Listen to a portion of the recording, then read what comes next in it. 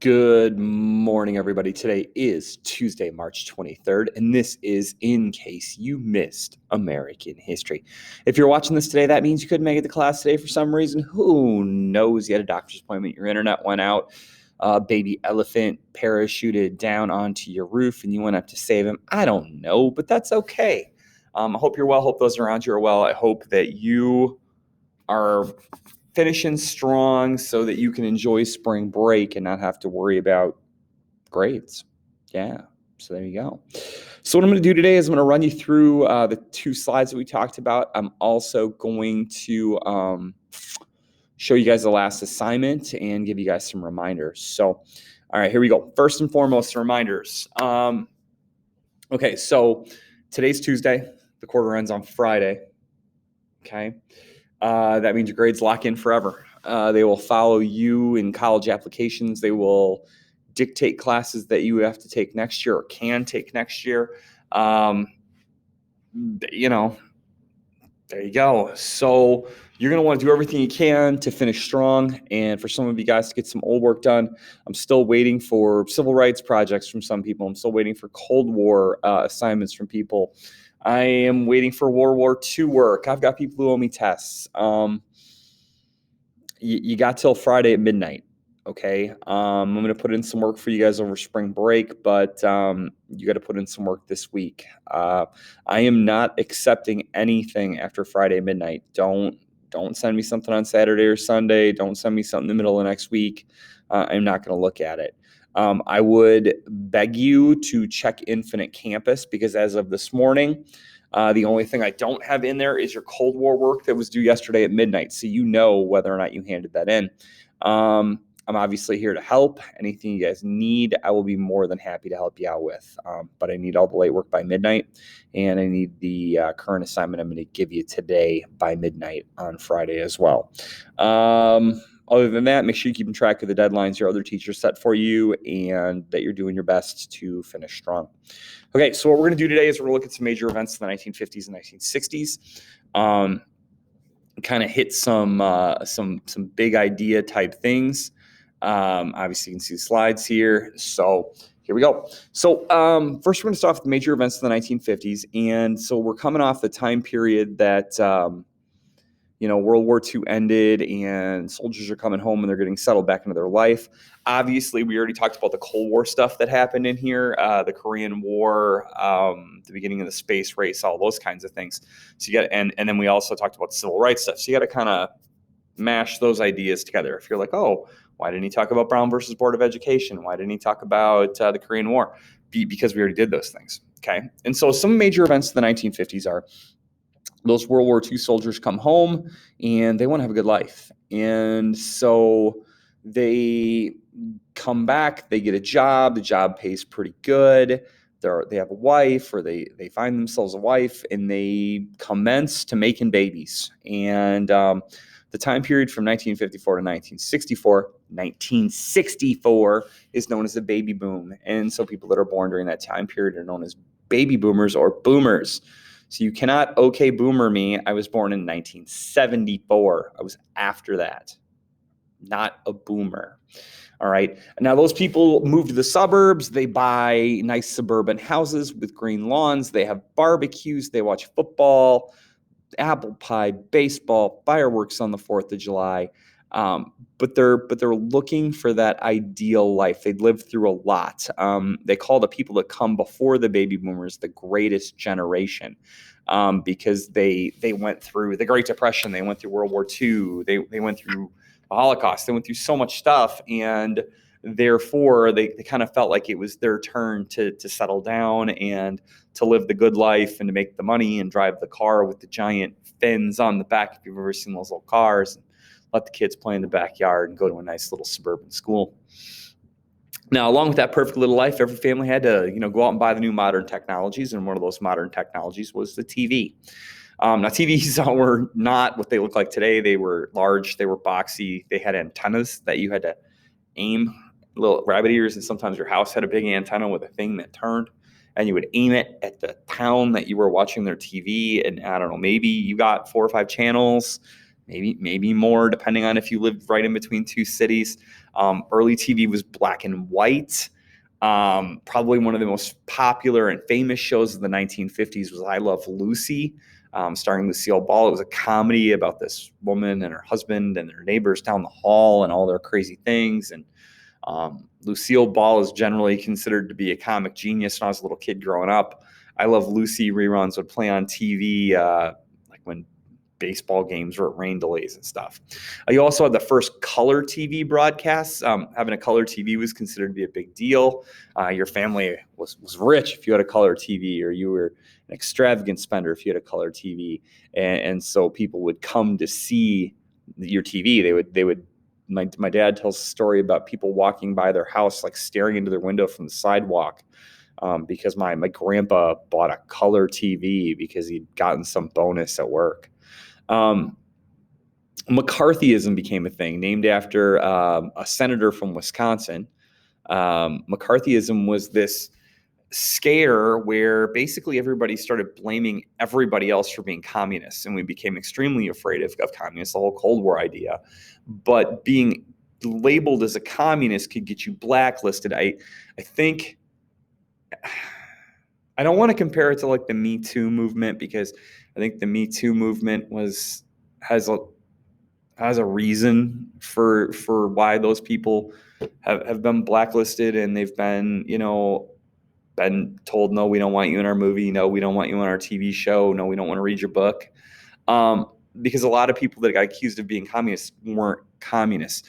McCarthy, the senator from Wisconsin, got famous and popular by accusing people of being communists, because people that were afraid of communists went, there's our guy, look at that guy sticking up for us against the communists. And in reality, did he probably find some communists? Sure. Okay.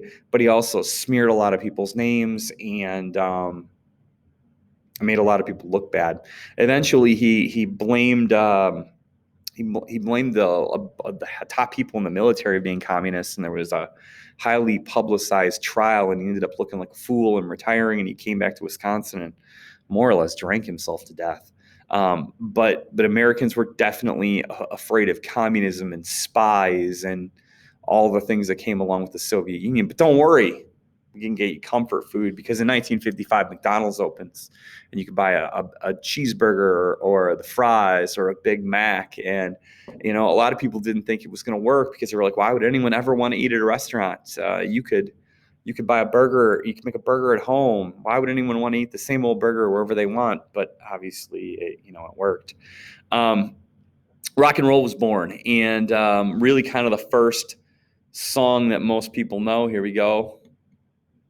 Let's see if I can get it to. It's going to want to play with me here. It is "Rock Around the Clock" by Bill Haley and the Comets. I think most of you guys probably know that one. If you're in class, I showed it. So, but rock and roll, obviously expands. You get Elvis coming over from the beginnings of the country world. Some people would even say like early Johnny Cash was like a crossover from country to rock. I don't know that you would have gotten Johnny Cash to go along with that, but there you go. Dwight Eisenhower becomes the president, and he had been a general during World War II, but he is a pretty good peacetime president. Does a lot of things to push the United States forward and try to settle the United States into life as a superpower. The interstate highway system is built because we decided we need a better way to get across the country, because it took forever back in the old days. The interstate highways take you around all the little towns, and things like Route 66 become kind of a legend because we can drive faster on the I-94s. The interstate highway system is kind of what gives you the movie Cars, because when the interstate highway system is built, you don't have to go through little towns like Radiator Springs. And so they kind of become these little ghost towns on these little, they call them white shield highways. The signs are like the, route, whatever. And the interstate highways, one of the reasons why they're so big, they're like so wide, is because not only does it increase traffic flow, but they wanted to be able to land bomber planes on them if need be. There you go, a little known fact. NASA's formed. We talked a little bit about the space race last week, so you guys can get that. And the bottom click says Hawaii and Alaska officially become states. So if you're wondering what the last two states were, they were Hawaii and Alaska in the 1950s. Okay, the 60s, and again, we talked about a lot of things, 60s and the Cold War and the civil rights stuff. And so some major events in the 1960s are JFK gets elected in 1960, and television played a major role in that. He ran against Richard Nixon, and they had the first televised presidential debate. Kennedy seemed confident. He took the stage makeup, and so he looked good, whereas Nixon wasn't feeling good that day and didn't want the makeup. And so he looked kind of drowned out, and his eyes darted around. He looked nervous. He didn't know where to look at the cameras. Whereas Kennedy seemed a lot more polished, and I think that helped him, along with his family's money. Not a lot of people don't know this. Kennedy had a sister who was kind of special needs. She was cognitively disabled, and actually she stayed at St. Coletta's in Jefferson for a really, really long time. The Kennedys would come on and visit her. In 1962, movie icon and let's just go with JFK mistress Marilyn Monroe died. Now, if you know anything about Marilyn Monroe, or if she's someone you're interested in, you might want to look into the circumstances of her death. She died from a drug overdose, possible suicide. But realistically, there's some drama around her death because some people think that maybe there was foul play. On November 22nd, 1963, John F. Kennedy was assassinated. We talked about the Bay of Pigs invasion. We talked about the Cuban Missile Crisis. We talked about his stance on the moon. We talked about the Berlin Wall and Kennedy, so I'm kind of giving these blips here. They called his presidency Camelot because he and his wife, Jackie Onassis Kennedy, you always see in pink, she's right here. Jackie Onassis Kennedy, kind of gave off this, this perfection, like King Arthur in the old knight stories. And, he did a lot of great things. He really pushed the space program forward. He did a lot to fight communism around the world. He started the Peace Corps, where Americans could go around and do service in the world, making other countries better places. But ultimately, he gained a lot of political enemies, and he had a lot of people in the country that maybe didn't like him very much. And on November 22nd, 1963, Kennedy was visiting Dallas, Texas. He had given a speech and was doing like a kind of a parade route, waving to people in an open-top convertible. Who does that? Well, we don't do that anymore with presidents because of what happened to him. In the car, you can see that's Kennedy right there, his wife, Jackie Onassis Kennedy. You had the governor of Texas, whose last name was Connolly, his wife, and then the driver. It was like a 3-row convertible. I don't know what kind of car it was. But shots rang out. The first shot hit. Well, there's debate about a lot of things about this. 3 shots, 1 missed. The shot that hits Kennedy in the neck that he goes like this is called the magic bullet because it hits Kennedy in the neck, hits Connolly in the shoulder, it hits Connolly in the leg, kind of like changes directions a couple times. So if it's bone, that's possible. And then obviously the shot that makes Kennedy's head go. Really quick, here we go. I'll show you guys this. This is called the Zapruder film. This is the only film of Kennedy being killed. The limousine and maintains President Kennedy and Governor Connolly at center frame. This version is only in slow motion. All right, so obviously you'll come into focus a little bit, but this is Kennedy right here, waving his wife Jackie Onassis Kennedy. You'll see